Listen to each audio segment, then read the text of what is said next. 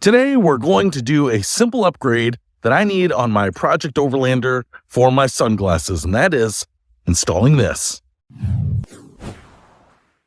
What's happening, Panda Nation? Peter Von Panda out here with Project Overlander. This is a Jeep Commander, and you know what? In some cars, they have a little cubby or a little drop-down drawer where you can put in your sunglasses, but not in the Jeep. No, we don't have that. And, you know, who's going to roll in a Jeep without some stylish sunglasses? Not this guy.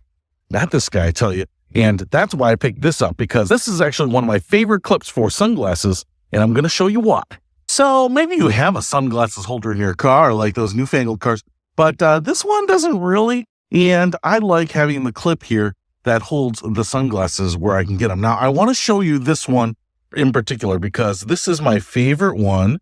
It's kind of wide, it's kind of bulky. You're like, Pete, I've seen some that are half this width, and they usually have a little button, and then they fling open, and you can pull the glasses out, and then you put the glasses back in and you clip them closed. I don't like that because I hate having to push anything. I like it simple. I like my life simple. This has a big clip, obviously. It will slide on here.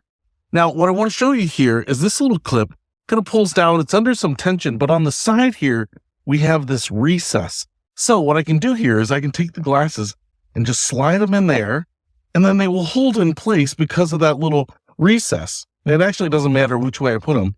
Either way, it's the arms of the glasses that slip right in there. So again, just one-handed operation. Can just pull them down. I can put them away. No buttons to press. Nothing to confuse me in my peanut-sized mind. So if you want the easiest way to hold glasses on your visor in one-handed operation to grab them, I will put a link to this guy in the description below. Peter Von Panda, out.